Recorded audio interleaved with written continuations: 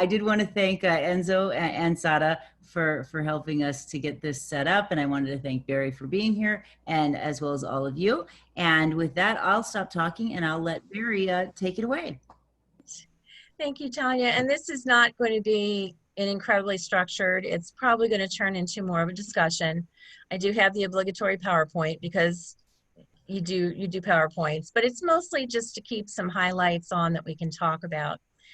My history started in corporate America. I didn't go out to be a nonprofit executive and save the world. My first degree was in computer engineering, and I went out and spent about 20 years in the corporate world, mostly in the banking environment, doing IT.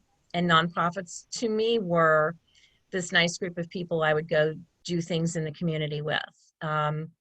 Had an opportunity to have one project that was really going well, and my introduction to leaving corporate America and working in the nonprofit sector came in 2005.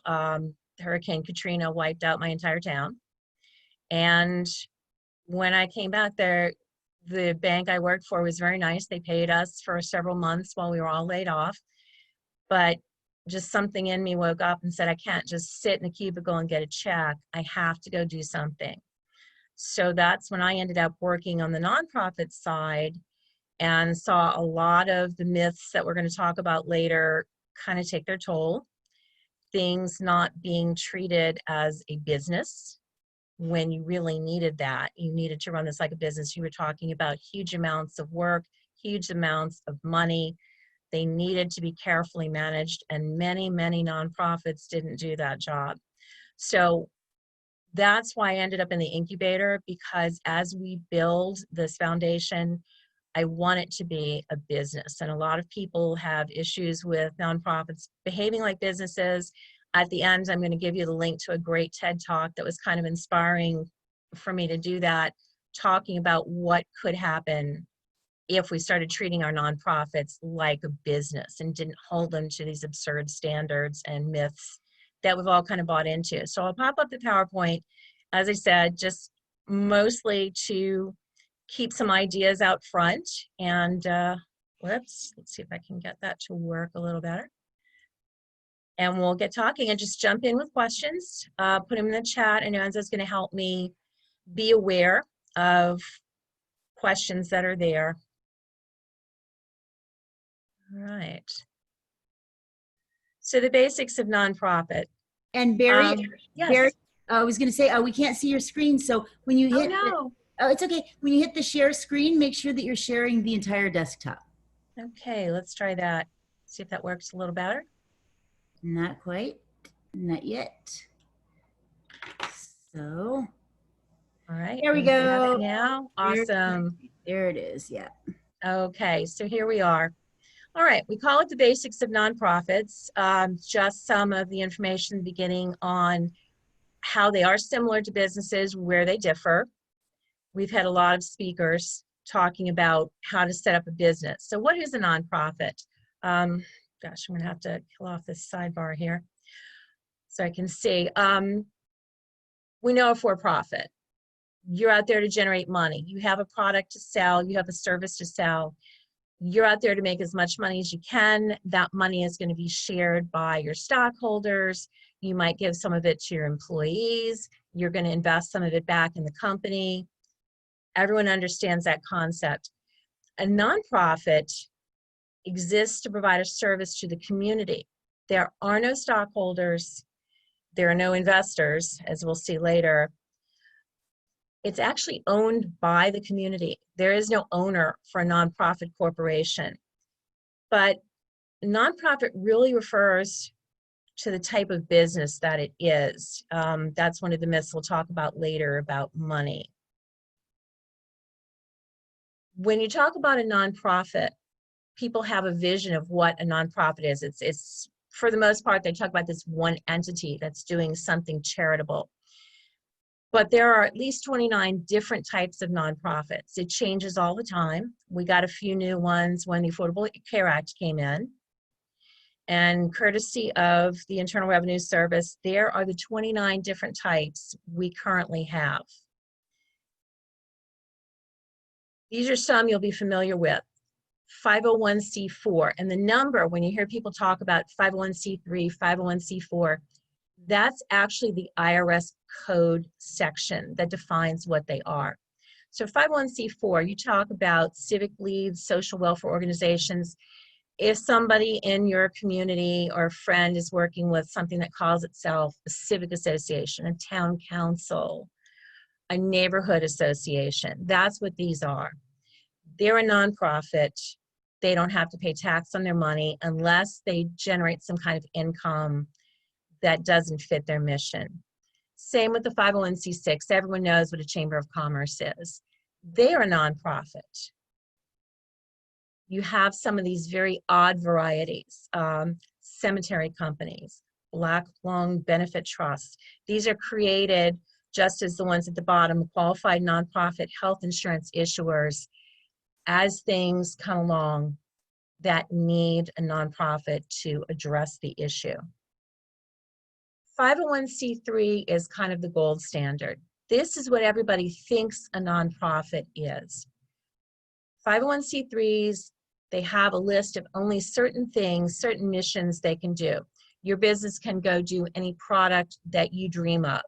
And if you go into business with one thing and you want to add another line, not a problem, you throw it in there. With 501c3 nonprofits, you have a limited list of what you can do. Anything you do outside of that can tend to get you taxed and potentially, depending on what it is, get your nonprofit status taken away. They're very generic: religious, education, charitable, scientific, but this is your list of what your company can do. So why is a 501c3 so special, and why is it that everybody immediately assumes that is the definition of a nonprofit?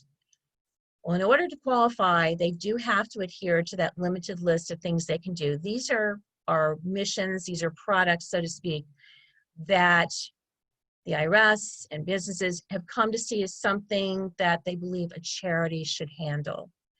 Religious churches are all nonprofits, charitable, United Way, some of the other ones, Red Cross, anything like that. These all fall under charitable. As with all of the nonprofits on the list, when you do what you say you're going to do as your mission, you don't pay tax. You fill out a tax form, but it's mostly a reporting form. What did we do? Who are our major investors? But that's it.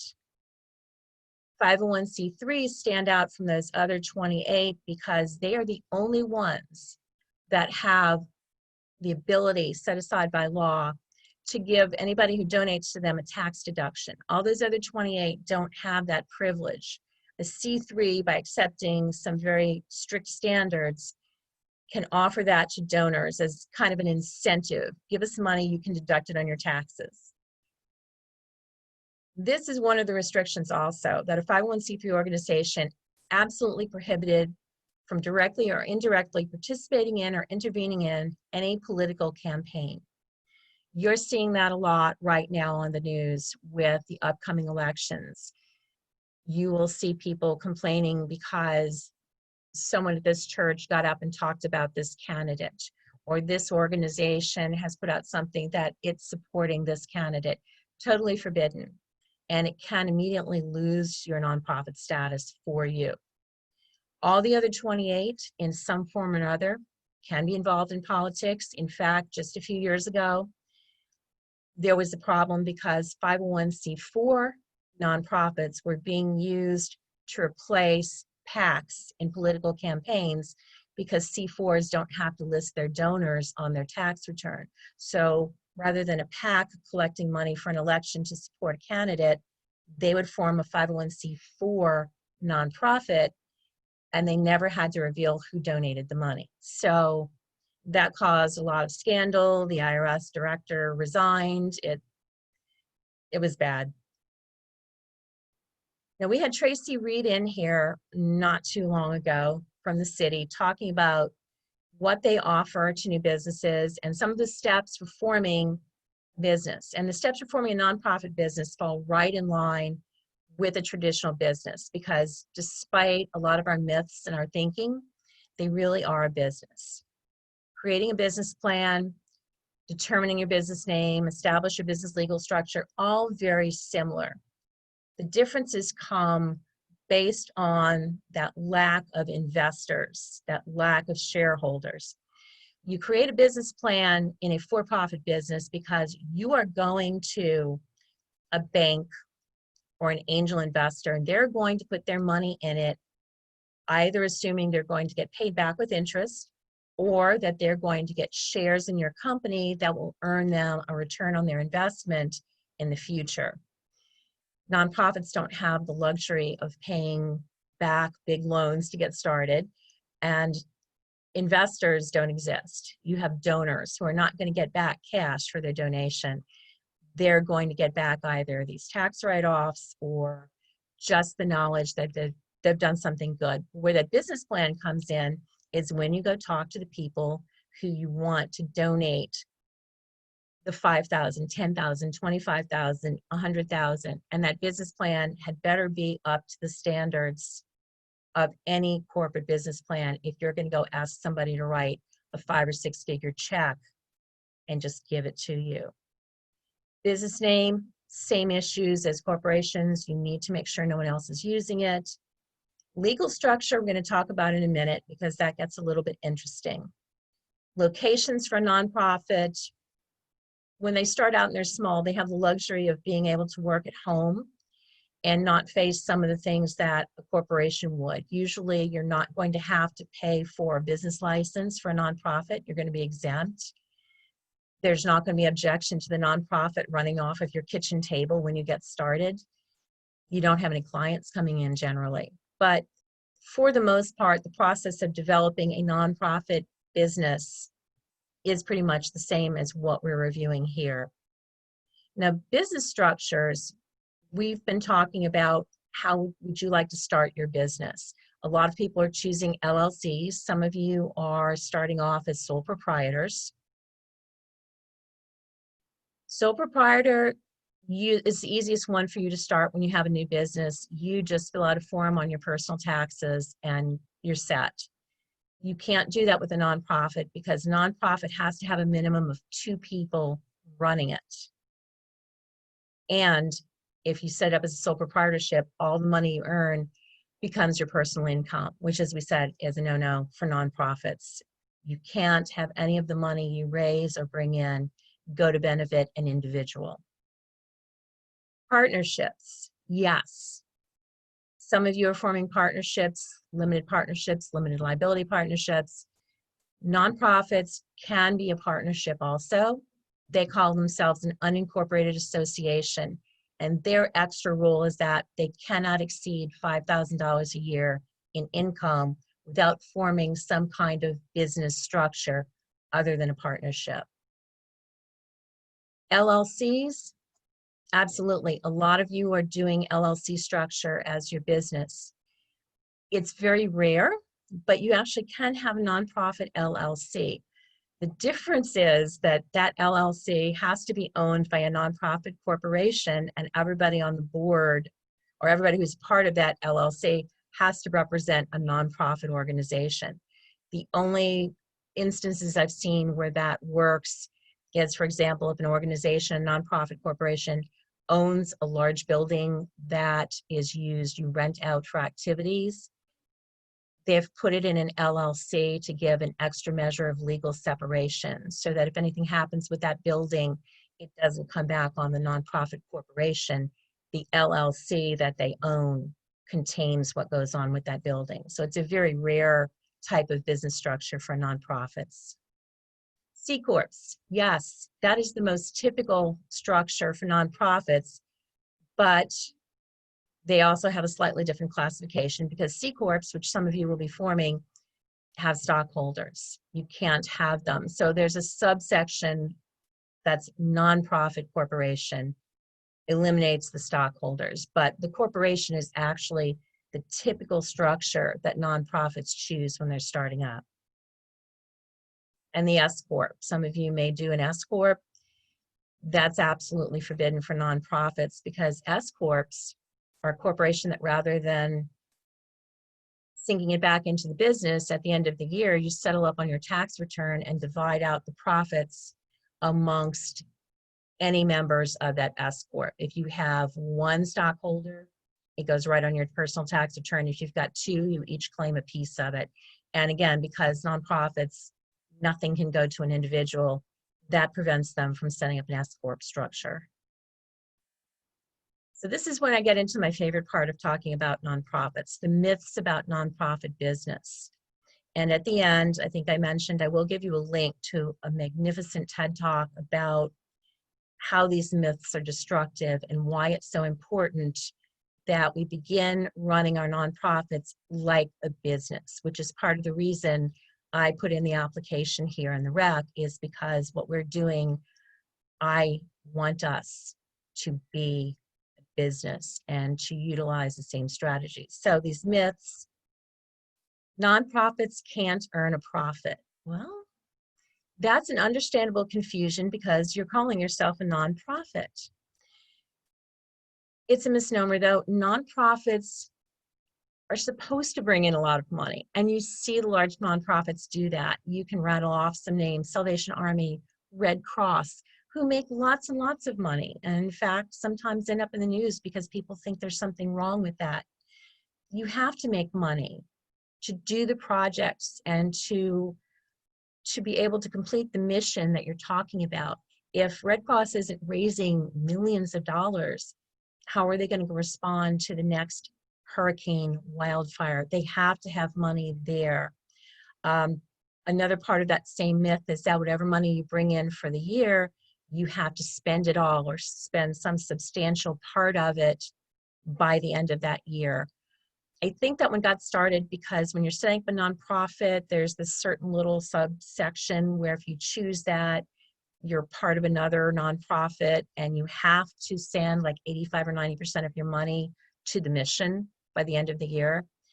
But that's usually reserved for things like alumni associations that become nonprofits. They're part of a larger organization at the university. So this is not typically something that the nonprofits we're familiar with get into. So no, myths, you're absolutely supposed to make money in a nonprofit. And that's where adopting a lot of these business strategies we're learning are very helpful to them. And some of the larger ones have done just that.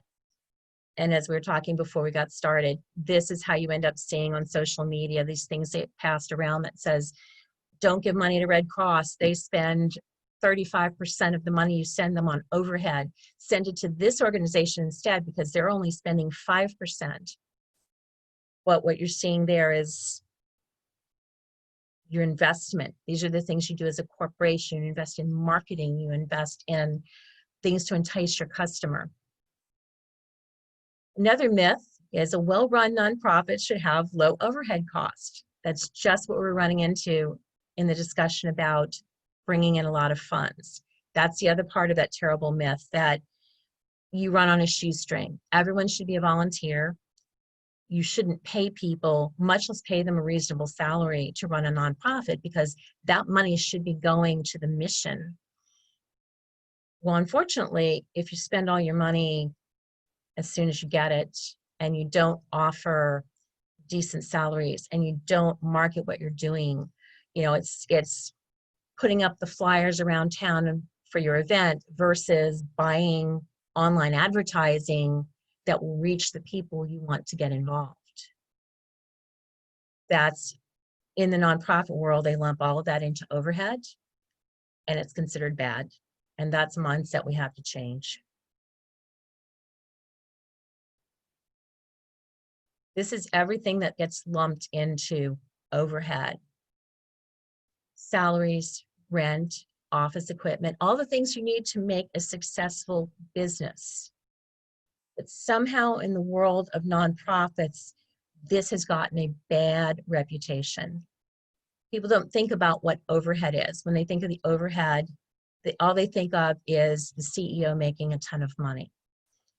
It's the paper for the printer. It's the computer so that you can keep the database of donors. But it's gotten to be bad. And how dare you pay somebody working for a nonprofit a comparable salary to real companies? And here we are. Nonprofits don't have paid staff. They only use volunteers. Absolutely not. And as if thinking that somehow to work for a nonprofit, you have to devote yourself to a life of poverty. 10% of the private employment in the United States is with nonprofit organizations. You have to pay people a reasonable salary to work for your nonprofit, just as you would pay them a reasonable salary to work for your for-profit. So why is a nonprofit like me in the rec? And I think we answered that question earlier. It's because nonprofits should be running like a business. All of these myths about not being able to spend money on marketing yourself or paying for things that will entice people to donate to your organization, or even having a nice office. All of these myths are what are keeping most nonprofits from succeeding in the mission that they have chosen.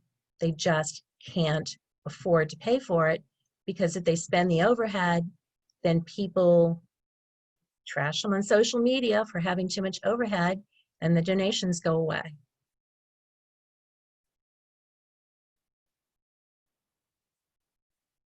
Investing in your talent, investing in your technology, investing in marketing. That seems to be a real no-no in many people's minds for nonprofits. Don't pay for Facebook ads. Don't take out a billboard. Don't put an ad in a newspaper. Treating donors like customers and not like a bank. You have to do things for them.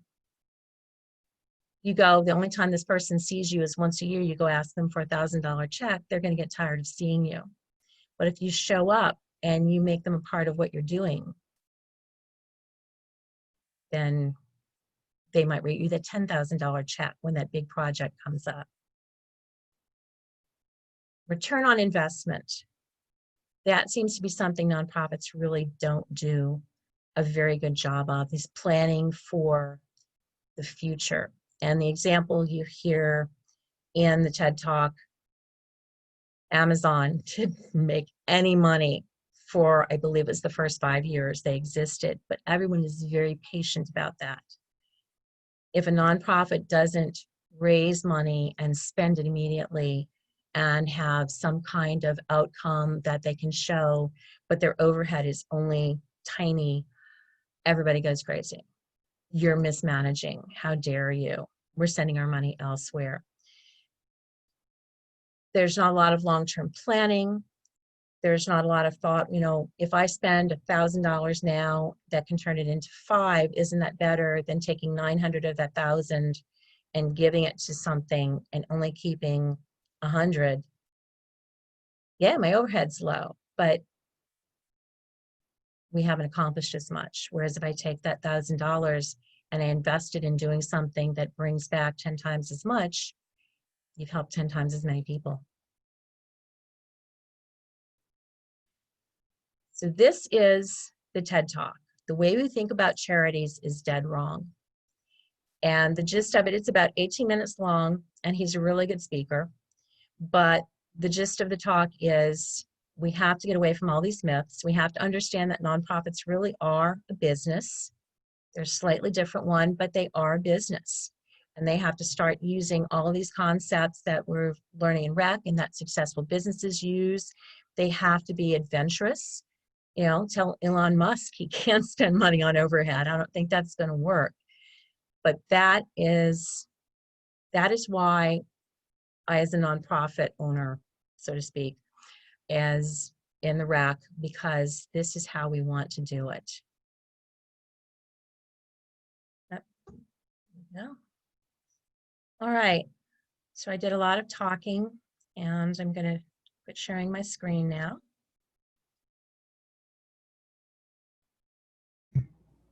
Thank you so much, Bari. That was just wonderful. So what I'd like to do now is I'd love for any of you to let us know if you have any questions. So Enzo, were there any questions in the chat? No questions in the chat so far. If Okay. anyone has anything, you can just speak up or say it on the chat, and I'll communicate it to Bari. I do have a question. And say your name. I'm sorry first. Ben. Hey, Hi, Ben. Ben. Hi there, Barry. So we've been working with a couple nonprofit organizations like Oasis, Wisdom of Age, Partner in Aging, and we've been like developing partnerships with them. And now we're working on a grant where we partner with a nonprofit to provide our services to a senior center. Do you have any advice for working with nonprofits and how to kind of understand what their needs are specifically, if they're any different to like a business negotiation? Yeah, they are going to not quite be the same approach as a business negotiation because they probably don't have nearly the resources to invest.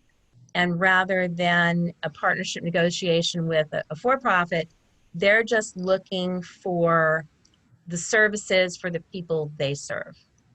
So it's not going to be from the same mindset. If you're negotiating to work with another for-profit, everybody's looking to make sure that they maximize the return. A lot of the nonprofits are not going to think in those terms. They're going to be looking for how much of a service can they get for the same people that they're serving on a daily basis. Gotcha. And one of the ones we've been working with has actually really just brought up like how much revenue they would be getting from this type of thing, from this grant. Is that something that you think is common with an organization? Because you just said it's more about like the service that their participants will get, but this person or this group has been more about the revenue that they will get. Yeah, you will get those, and those are the ones that are probably scratching for a lot of money. And they want to make sure that they're going to have funds to do other projects. There is a mad scramble right now amongst nonprofits in the San Diego area because they are typically the beneficiaries of grants from both the city of San Diego and the county of San Diego. And as we learned recently, with the impacts of COVID, those grants are canceled for the next year. So wow. all of these they're gone. I have one group I work with that traditionally gets 10 to 12,000 every year. That's canceled. A lot of smaller ones will get 2, 3, 4,000 at a time to replace equipment, to, pay somebody to fix their website, make banners, things like that. So some of what you're hearing where you're being asked about what's in it for us is probably coming from that sense of we don't know where our next dollar is coming from. People are laid off, and all these grants that we used to be able to count on to pick up the slack are gone. Gotcha. Thank you. Appreciate it. I see somebody asked about Charity Navigators. Yep. Great ratings out there. One of the things they do tend to tell you is the percentage of overhead, which is one of those things that I think we need to get the mindset changed, because while it's good to know they're not spending like some of these groups where the ones where you see the containers on the counter in the store where you drop your quarters in, and they were taking like 96% of everything that came in. You don't want to do that, but we tend to have a mindset where you want to keep that number below 10, and that doesn't work anymore. So Charity Navigators is very good, and you can get some good information from them about any nonprofit you're interested in working with, donating to.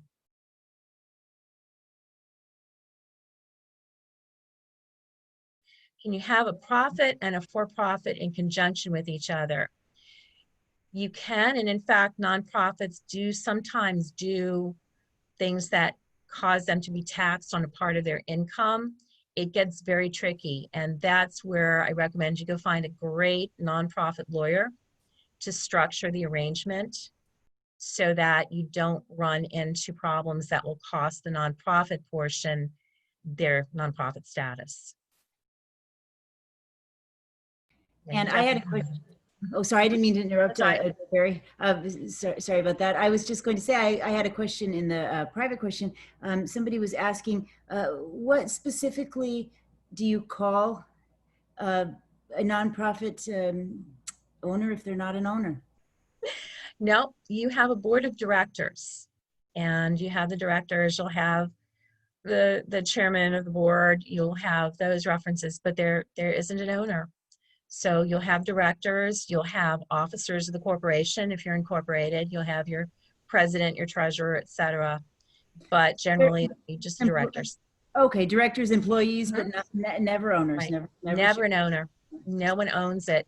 In fact, I adopted an orphan nonprofit a couple of years ago. The board drifted off, Mhm. and the last remaining board member was moving out of state and mentioned in passing that he was going to just dissolve the corporation.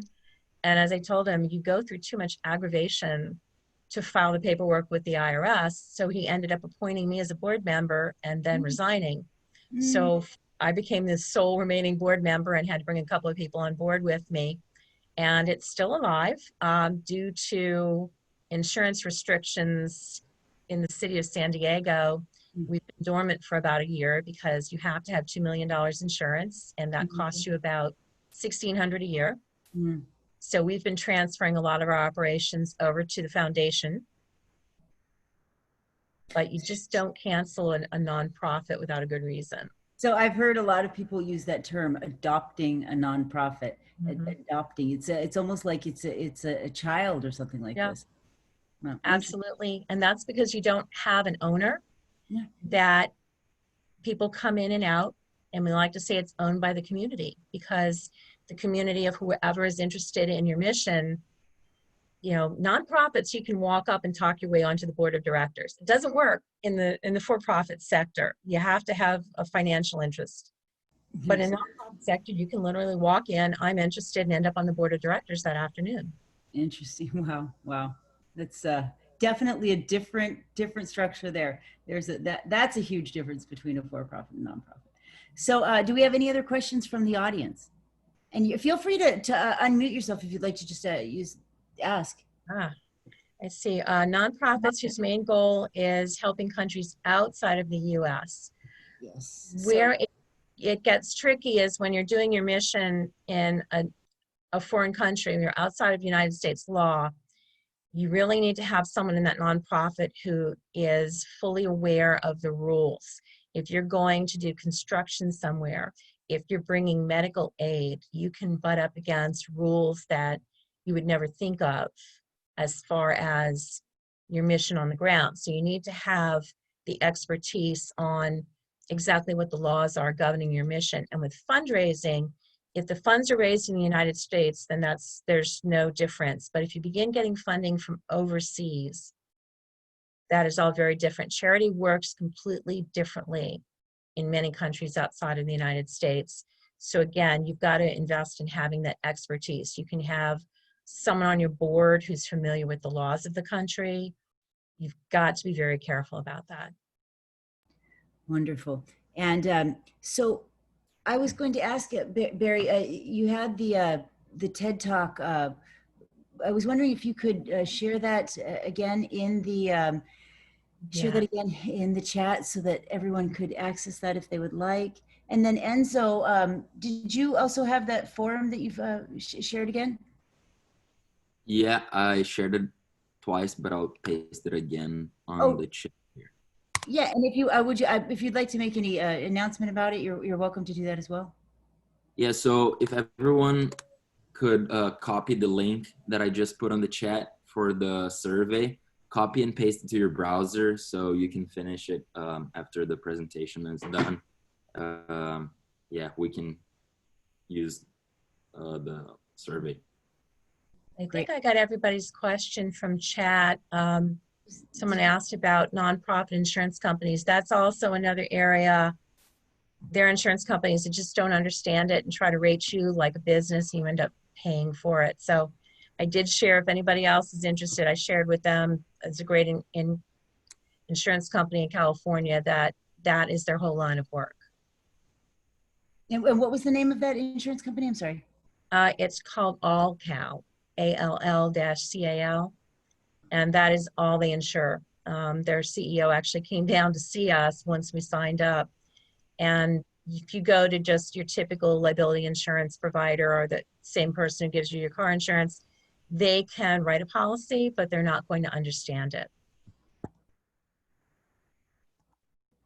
All right, and I went ahead and put that in there in the chat as well. So do we have any other questions from the audience? I actually had a question. This is Enzo again. It's more just out of curiosity, but I would imagine there's a lot of people with bad intentions out there, and I would imagine people would try to fraud nonprofits. So is there some type of regulation that puts like a limit on how much you can earn if you work for a nonprofit? Because I imagine there could be some trouble with that, maybe. I don't Right. know. There's no limit, just as with corporations, the for-profits, there is no limit on what you make. That's all part of the reporting that goes on. When you grow large enough, when you hit the $50,000 a year income mark with a nonprofit, you begin having to fill out a more detailed report on what you do. You reveal the salaries and who's receiving them, who your donors are.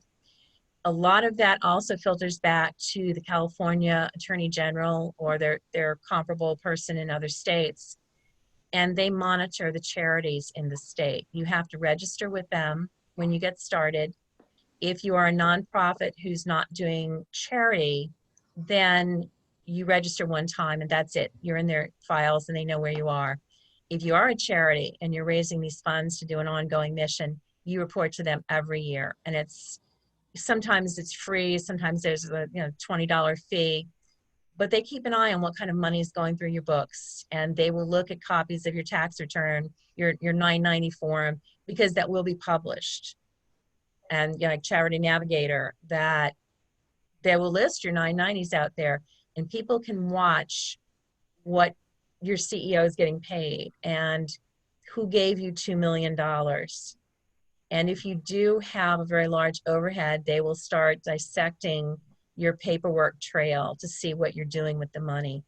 That's what they did with these groups where people would just, throw the coins in the box on the counter and they'd pick them up. And when they started dissecting the paperwork, 98% was going back to the people who ran the nonprofit, and only 2% was even being sent to the charity. So they are very careful, but there's no hard and fast rule or law about capping salaries.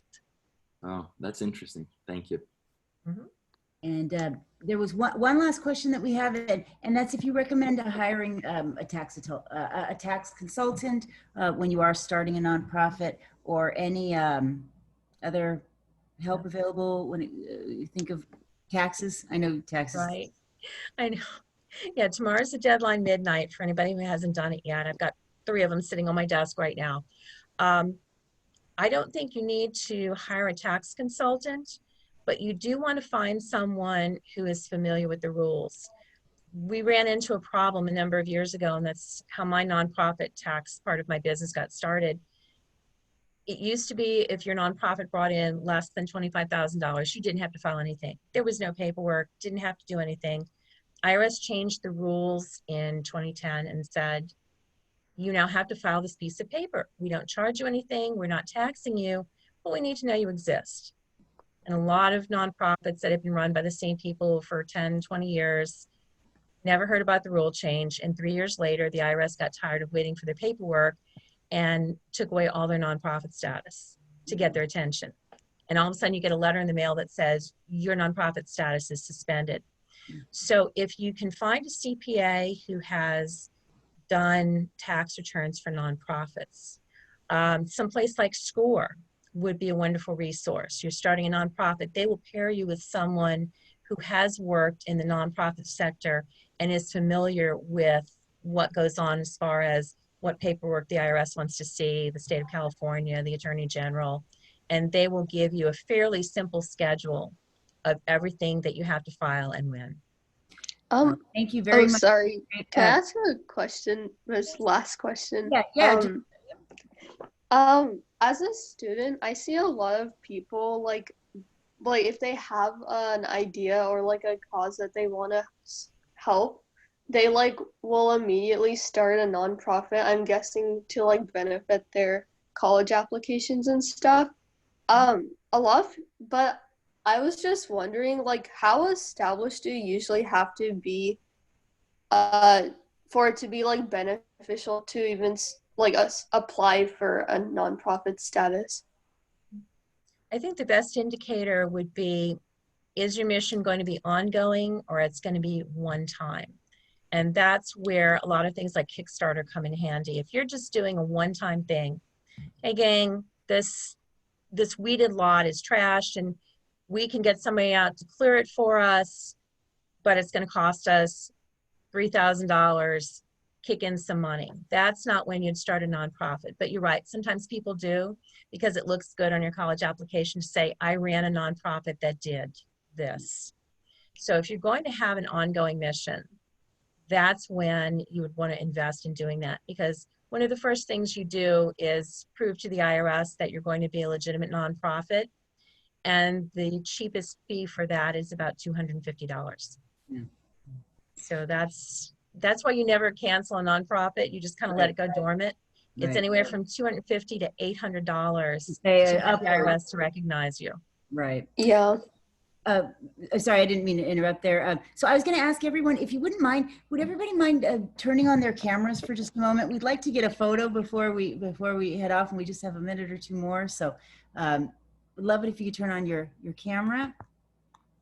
And when we get all those cameras on, we are going to just take a quick photo here. All right, everybody. So, and if you wouldn't mind, 5, 4, 3, 2, and smile. Oops, and one more. Didn't get everyone in there. Smile. Great, wonderful. Thank you, Bari. That was just a great workshop. We really appreciate it. Thank you all so much for being here.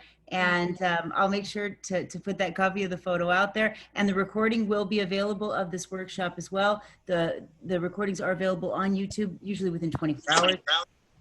Don't forget to complete that survey. Thank you, Bari. Thank you so much. Thank you. Thanks. Tanya, quick question. Yeah. Where do you put that screenshot or that picture?